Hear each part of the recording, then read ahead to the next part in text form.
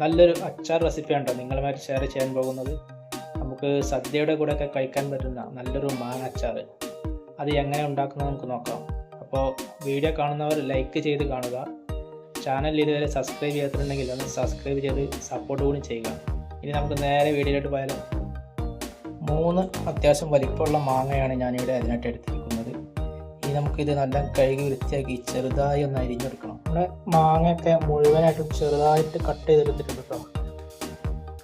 ഇനി നമുക്ക് ഇതിലേക്ക് ഉപ്പ് ചേർത്ത് കൊടുക്കാം. ഇതിലേക്ക് 2 ടീസ്പൂൺ ഉപ്പിട്ട് കൊടുക്കുക. നമ്മൾ ഉപ്പ് പിന്നീട് ചേർക്കുന്നതല്ല.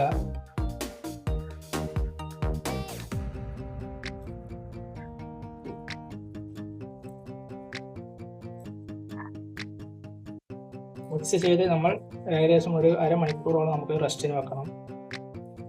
ഈ സമയം കൊണ്ട് തന്നെ ഉപ്പെല്ലാം മാങ്ങയിൽ പിടിച്ചിരിക്കും. ഒരു പാൻ അടുപ്പത്ത് വെച്ചിട്ടുണ്ട്. അതിലേക്ക് 3 ടീസ്പൂൺ കാശ്മീരി മുളക് പൊടി ഇട്ട് കൊടുക്കുക.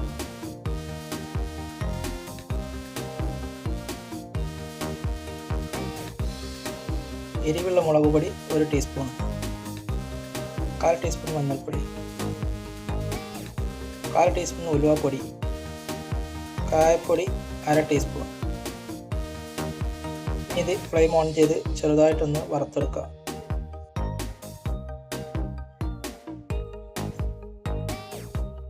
നല്ലവണ്ണം ഒന്ന് ഇളക്കി കൊടുക്കുക. ചെറിയ തീയിലിട്ട് കൊടുത്താൽ മതി.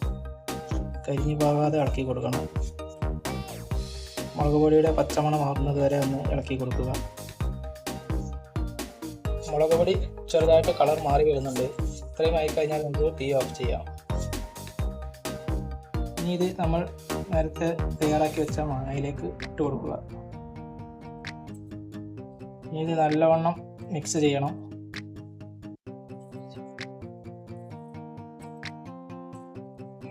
മുളക് പൊടിയെല്ലാം മാങ്ങയിൽ മിക്സ് ചെയ്തിട്ടുണ്ട്. ഇനി നമുക്ക് കടുക് പൊട്ടിച്ചെടുക്കാനുണ്ട്. കുറച്ച് നല്ലെണ്ണ ഒഴിച്ചു കൊടുക്കാം. എണ്ണ ചൂടായിട്ടുണ്ട്. ഇനി ഇതിലേക്ക് കടുക് ഇട്ട് കൊടുക്കാം. കടുക് നല്ലവണ്ണം പൊട്ടിയായിട്ട്. അച്ചാർ ഉണ്ടാക്കാനായിട്ട് ഏറ്റവും നല്ലത് എള്ളെണ്ണയാണ്. ഇനി ഇതിലേക്ക് 2 തണ്ട് കറിവേപ്പിലയും കൂടി ഇട്ട് കൊടുക്കുക. ഇനി നമുക്കിത് മാങ്ങയിലോട്ട് ഒഴിച്ചു കൊടുക്കാം. അത് മുഴുവനായിട്ട് ചൂടോട് കൂടി തന്നെ മാങ്ങയിലോട്ട് ഒഴിച്ചു കൊടുക്കുക. ഇനി ഇതെല്ലാം കൂടി മിക്സ് ചെയ്യണം. എല്ലാം കൂടി മിക്സ് ചെയ്യുന്നുണ്ട്. നമ്മുടെ സദ്യ മാങ്ങ അച്ചാർ ഇവിടെ റെഡി ആയിട്ടുണ്ട്. അടിപൊളി അച്ചാറാണിത്. കൂടാതെ ഒരു 2 ആഴ്ചയോളം ഫ്രിഡ്ജിൽ സൂക്ഷിച്ചാൽ മതി. വേണമെങ്കിൽ വിനാഗിരി വെച്ച് കൊടുക്കാവുന്നതാണ്. സൂപ്പർ അച്ചാർ ഇവിടെ റെഡി ആയിട്ടുണ്ട്. എല്ലാവരും ഒന്ന് ട്രൈ ചെയ്ത് നോക്കുക. നമ്മുടെ സദ്യ മാങ്ങ അച്ചാർ ഇവിടെ റെഡി ആയിട്ടുണ്ട്. എല്ലാവരും ഒന്ന് ട്രൈ ചെയ്ത് നോക്കുക. വീഡിയോ ഇഷ്ടപ്പെട്ട് കഴിഞ്ഞാൽ ലൈക്ക് ചെയ്യുക.